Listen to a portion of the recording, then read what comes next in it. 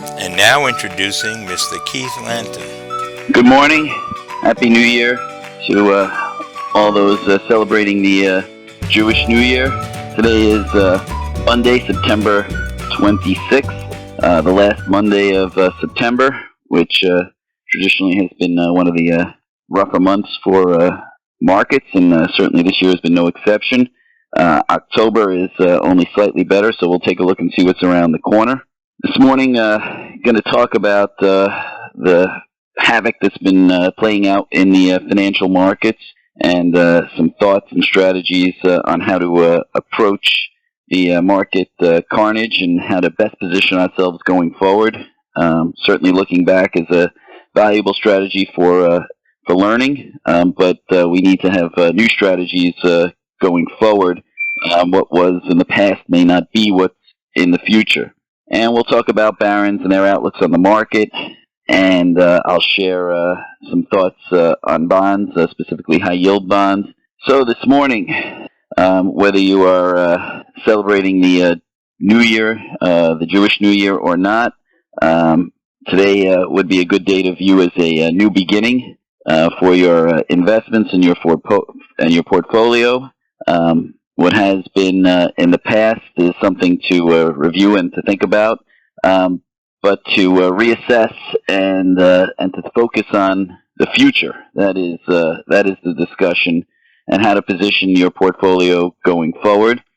It's a wonderful lesson and opportunity for those who work with a financial professional or those who don't consider working with a financial professional, because when we're in financial conditions like these, many times our emotions overwhelm our logic. When we're at moments of extreme fear, which we may be at here in financial markets, or the euphoria we experience when we're feeling greedy, those are times that it's critically important that we are speaking with an independent third party in order to hopefully give us some feedback that perhaps we have gotten a little bit ahead of ourselves. And this thought process is similar or analogous to your relationship with your primary care physician. When we're feeling good, we may feel that it's not worth the money or the time to invest in a doctor's visit. After all, we think everything's good, and it probably is very good. But the real value in that well visit is to get a baseline reading and to have that baseline communication with your doctor, so that when you're not feeling well, your doctor can assess your situation better by knowing how you were when you were feeling good. Your doctor might be able to say to themselves, him or herself, hey, this person is a very person that does not seek care often, is not worried that they're sick all the time. Or conversely, the doctor may think of the patient as someone who is a hypochondriac and often has thoughts that they have ailments, and that would be an important assessment for the professional here, the doctor in this case, to factor into their thinking when the patient shows up 6 or 9 months later with symptoms of varying degrees, and being able to offer the best prognosis going forward. Thought process in financial markets not very different. A financial professional, knowing the base case of the investor, can very often better gauge how to engage in conversation and make suggestions and recommendations when market conditions aren't as favorable, based on knowing the client and having that long-term relationship. So this is certainly a time that relationship has lots of value, and a time that we all need to speak with someone to stress test our thoughts and feelings with respect to financial markets. So speaking about financial markets, and we're looking at markets opening up to the downside again this morning. It's a good time to look back on some history and commentary from some of the wisest investors that have opined, and to think about some of their thoughts on investing. So share some thoughts and quotes with you about trying to forecast or predict, especially in a down market like this. Many investors may think to themselves, I'm going to get out, go to the sidelines, and I'm going to get back when things are better. The hard part with that is it takes two correct calls in order to be successful. You have to know when to get out, and you have to know when to get back in. So John Kenneth Galbraith on forecasting the markets and what to do, and when listening to experts, said the function of economic forecasting is to make astrology look respectable. Jack Bogle, the former head of Vanguard, said the idea that a bell rings to signal when to get into or out of the stock market is simply not credible. After nearly 50 years in this business, I don't know anybody who has done it successfully and consistently. I don't even know anybody who knows anybody who has. Peter Lynch said far more money has been lost by investors trying to anticipate corrections than lost in the corrections themselves. Shelby M.C. Davis said history provides a crucial insight regarding a market crisis. They are inevitable, painful, and ultimately surmountable. Warren Buffett on markets and turmoil said the stock market is a device to transfer money from the impatient to the patient. He then went on to say a market downturn doesn't bother us. It's an opportunity to increase our ownership of great companies with great management at good prices. And Warren Buffett was a disciple of Benjamin Graham, and he said the intelligent investor is a realist who sells to optimists and buys from pessimists. And to keep in mind, another quote from Shelby Davis, you make most of your money in a bear market, you just don't realize it at that time.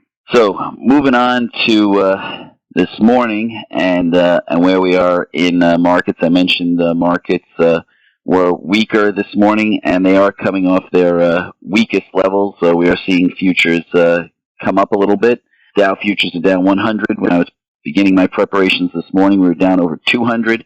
S&P futures are down 15. NASDAQ futures down 37 this morning. We are seeing red in Asia pretty much across the board. The Nikkei down the most, 2.6%. We'll talk about the Japanese market and their currency and the intervention in the Japanese markets last week by the Bank of Japan. All that weighing on Japanese equities this morning and seeing the weakness there. In Europe, we're seeing some recovery in the German DAX now. That market's higher. The biggest gainer in Europe is the markets in Italy, as they elected a new prime minister. She is the first right-wing prime minister to be elected since World War II or Mussolini in Italy. Also the first female elected as prime minister in Italy. And the markets there optimistic that she can bring about some of the necessary economic medicine in order to fix the economy there. Oil this morning is down about 0.5%, about 50 cents a barrel off its worst levels of the morning. And a lot of this is being attributable to the currency markets, which haven't gotten as much attention as they should have until the last week or so. But the British pound, which touched 103 to the dollar this morning, is back at 108. Perhaps that's one of the factors helping markets recover. And there are some talk that the British Central Bank of England, or the British Bank there, will need to do a emergency rate increase to stabilize the pound.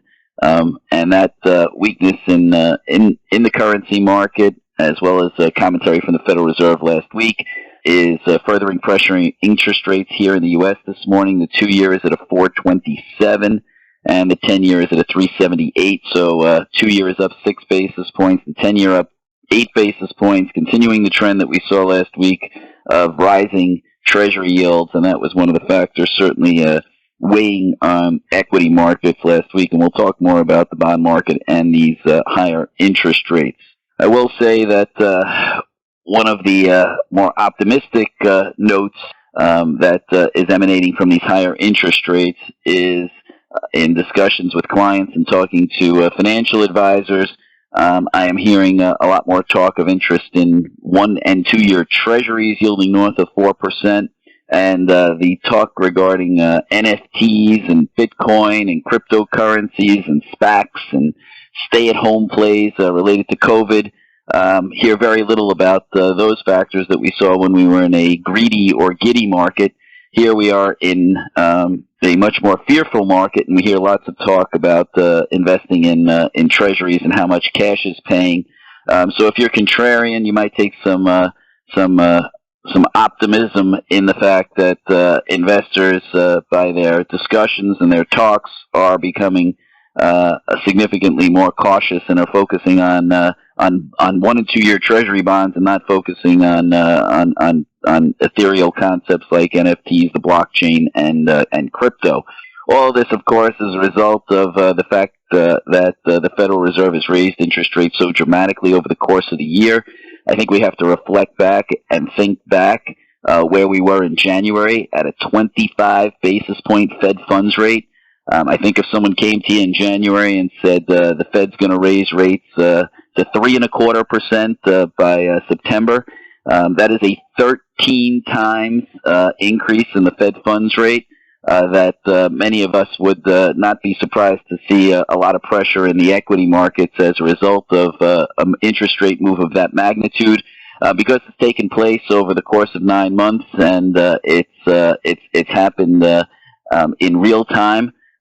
Perhaps we are the literal frog in the pot that the Fed's turning up the heat, and while we know the heat's getting turned up and it's getting awfully hot in here, we don't realize the magnitude of the change that's taken place, and the new reality is that we are in a meaningfully higher interest rate environment, and the Fed is no longer, or at least at this time, not the market's friend. If anything, the Fed is more concerned with the stock markets moving higher. If the reason the market's moving higher is because the market is anticipating that the Fed is going to be getting easier or softer or not raising interest rates, because the Fed is extremely concerned with investor and market participant expectations. The Fed is extremely concerned that if the expectation is that they are going to go easier on interest rates, that inflation may rear its head again. The Fed wants to make it very clear to the markets that they are going to slay inflation. What the Fed wants is, going forward, when a union chief is sitting down with the CEO of a company and saying, I want a 10% increase for my workers each year for the next 3 years, that union chief is saying to him or herself, I don't know if I'm going to get 10% because I know that this CEO is concerned about rising costs, and this CEO is concerned that he or she may not be able to pass those rising costs on. If that union chief and that CEO both think that they can survive a 10% rate increase in wages because of the fact that the company can raise prices, then you get that wage price spiral taking place. The Fed wants to change that mindset. They want that CEO to be concerned about raising prices. They want that union chief to say to him or herself, I think that inflation will get under control. I can live with a smaller increase. That's the mindset that the Fed wants to influence today for those discussions that are taking place tomorrow. And if we start seeing the markets expect the Fed to get softer, those conversations will not take place, whereby each side is willing to accept lower wages and increases going forward, because they have to feel that the Fed has their back, and that is the mission of the Fed right now. And the Fed is willing to suffer consequences in the equity markets in order to change that mindset. So until we see that mindset change, you probably won't see a more accommodative Federal Reserve. All right, so backing up to other news this morning, situation in Ukraine, where there are elections taking place or votes taking place in the annexed republics of the Ukraine, and Moscow saying that they will protect those regions that they're annexing. Some are speculating that means that the sovereignty of the Russians could be extended to these areas, and that if the Ukrainians attack them, that the Russians could potentially say these are Russian regions and we're protecting them, and therefore we have the moral ground to utilize nuclear weapons. The United States today warned Moscow of catastrophic consequences if it were to use nuclear weapons because of that thought process in those regions. ABC News is reporting that Republicans have a 5-point lead among likely voters for control of Congress. Of course, that's critically important in terms of economic policy going forward. What the Congress that President Biden has to work with in the next 2 years of his administration. Atlanta Fed President Raphael Bostic on CBS News, who is a non-voting member of the FOMC, said in an interview he thinks that scenarios exist for the economy to absorb the Fed actions without deep pain. The Washington Post is reporting that Iran security forces are opening fire on protesters there who are protesting against the treatment of women and some of the really strict Islamic police that are imposing their values on the population there. Financial Times is reporting that the United Arab Emirates has agreed to supply liquefied natural gas to Germany. Wall Street Journal reporting that the biggest taxpayers under the new minimum tax imposed by the Inflation Act passed by Congress will be Amazon and Berkshire Hathaway. And Financial Times is also reporting that Apple is expected to break iPhone price records as customers choose more expensive models. And Reuters reporting that Apple will produce the iPhone 14 in India. Moving on to Barron's. Barron's talked about financial markets last week, where we saw the S&P decline 4.6%, NASDAQ down 5.1%, the Dow down 4%. The Dow closed at its lowest level of 2022 and is on the cusp of a bear market decline, as it is now down 19.6% before the open today from its all-time high. We've seen a bumpy, volatile, very bad market out there. Stocks, bonds, commodities, currencies, and futures have been moving violently from day to day, and likelihood of more whipsawing is ahead of us. The big moves that we saw last week weren't exclusive to equities or commodity markets. The Federal Reserve's interest rate hike on Wednesday and its hawkish projections sent Treasury notes yields to fresh 15-year highs on the 2-year, which was 4.21 on Friday. That yield, when we started talking, was a 4.26, as high as 4.30 this morning. It's now back down to a 4.23. This morning, oil hit its lowest level since January, which was down to about $78 a barrel, as there are concerns about the global economy. And then, of course, the currency markets got rocked last week. The dollar index finished the week up 3%, boosted by the Fed's actions. On Thursday, the Japanese yen soared 2% versus the dollar, a massive one-day move from a major currency, after the country's Ministry of Finance said it would intervene to support the yen for the first time since 1998. The currency strategists called the planned intervention a short-term fix at best, and we're already seeing the yen sell off against the dollar, even as the Bank of Japan has said this morning that more currency intervention may be ahead. Not to be outdone by the Japanese, the British pound dropped 3.5% versus the dollar on Friday to a 37-year low, as it sank below $1.09, back to $1.08 this morning, so it's a little bit lower. Decline came after the newly installed United Kingdom government unveiled its economic plan, featuring both higher spending and tax cuts, and requiring more borrowing and more bond issuance. It's unlikely that the chaos is going to end anytime soon. The coming week brings little in the way of market-moving news. The Personal Consumption Expenditures Price Index will be the economic data highlight that comes out on Friday. Also this week, we get earnings from Nike and Micron Technologies, NKE and MU, before a 6-week period whereby we will start seeing earnings roll in over the next 6 weeks. The first 2 weeks of October will bring September jobs and inflation reports. And then, as I just mentioned, inflation in earnings season will ramp up, and markets will be very keyed in on what management has to say, in addition to the numbers that the companies report. Looking a little bit further forward, the first week of November includes a Fed meeting and the October employment numbers, and then the midterm elections and the October inflation figures arrive the following week.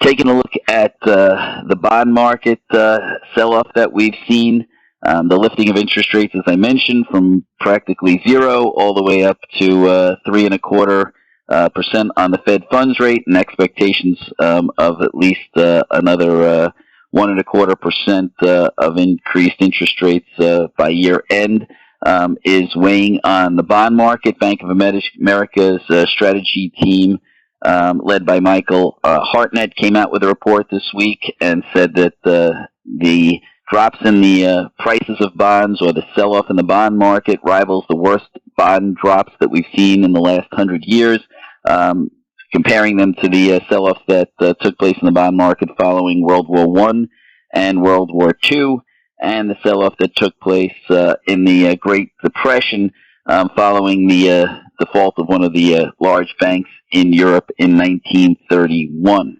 So the sell-off is the product of the end of these near-zero interest rates, and we are seeing markets start to have confidence in the Fed's narrative as we see the real interest rate on tips go positive.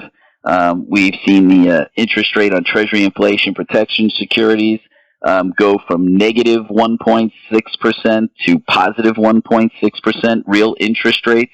And what this means is that the markets are starting to expect the Fed to have real conviction on keeping these rates higher for longer, and that is something that is important to the Fed as they need the credibility to bring down the inflation. And then hopefully that will be the green shoots, to borrow from Chairman Greenspan, that will see the markets begin to spring back to life again, as the expectation that the inflation has been slayed, and that we will be able to, with confidence, at the very least, begin to see confidence that equity markets can start moving higher, as they believe that the Fed no longer is a headwind, but at least is a neutral. It could be argued that the markets are starting to approach what many would call a more normal level. The Fed funds rate is back within parameters of historic averages. We're starting to see individuals talk about 60-40 portfolios again, and owning fixed income and getting a real return in fixed income. We're seeing a lot less talk about asset classes that weren't in existence 10 years ago, and a lot less optimism about the benefits of owning those asset classes. We're seeing the talk of moving to value investing and dividend-paying stocks and companies that can increase their dividends and their cash flows. So this is more of a traditional market, a return to normal, and many would argue that that's what we need to see in order to start seeing the light at the end of the tunnel, and perhaps the argument could be made that we are getting there. A couple of ideas from Barron's. Barron's cover story talked about the healthcare industry and the exciting developments that are taking place. They had a roundtable with 4 experts in the analyst community for pharmaceutical and biotech companies and medical device companies.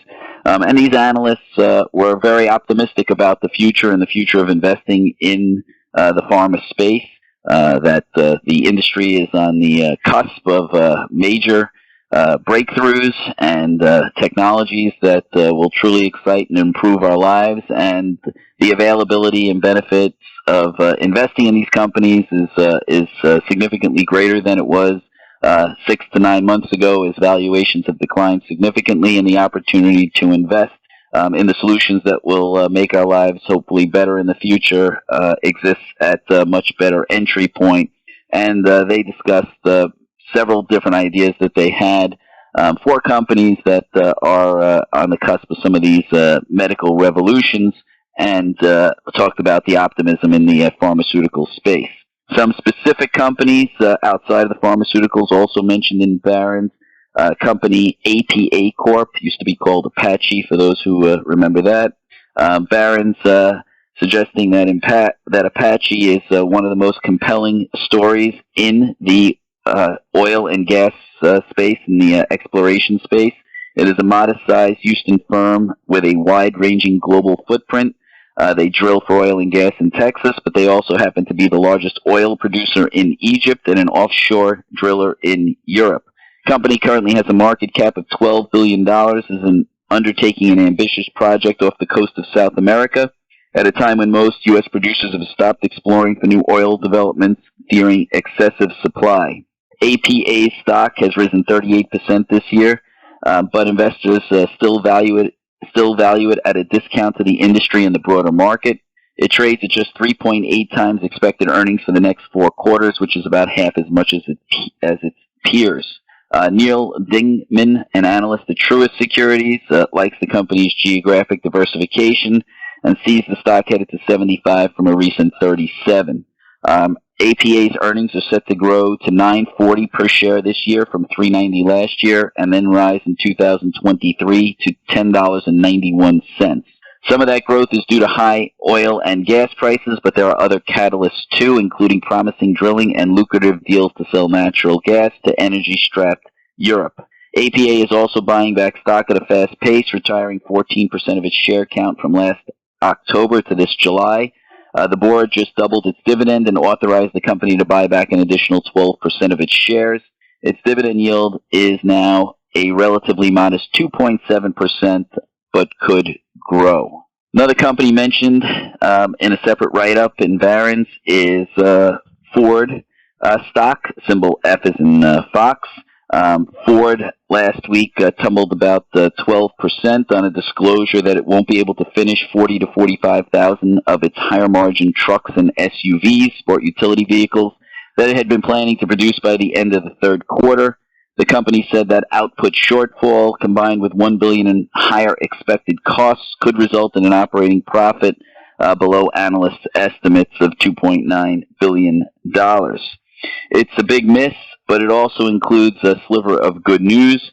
One of the problems is that the company can't deliver high-end vehicles, and these vehicles have fat margins. But the fact that the company kept full-year guidance intact, where they are expecting to have an operating profit of $11.5 to $12.5 billion, indicates that they can get these vehicles delivered, that these vehicles will maintain their high margins, and that Ford will be able to really capitalize on the success in the sport utility vehicle space, but perhaps most importantly, in the light truck market, specifically the F-150. And analysts are very optimistic that the Lightning F-150, or the electric vehicle F-150, will continue to take market share and continue to be a driver of profits for Ford going forward. So Ford, which is now trading at around $11.5 to $12 per share, they are quoting analysts with price targets of $15 to $16 in this article. I'll move on to the bond market and speak about high-yield bonds, specifically what some would also euphemistically call junk bonds. Barron's saying that junk bond yields top 8%. It could be a good time to buy. High-yield bonds are finally living up to their name after the broad sell-off in fixed income this year. Better known, as I said, as junk, the $1.5 trillion sector looks appealing, as yields have risen to an average of 8.8% from 4.4% at the start of the year. Now, of course, junk bonds aren't without risk. So far this year, they have declined on average 12.6%, but that is better than the 20% decline, or 20% plus decline in the S&P 500. Many investors currently are concerned about buying debt of leveraged companies heading into a potential recession, but Barron says the math makes the risk-reward calculus attractive. So currently the default rate on high-yield or junk bonds is about 1%.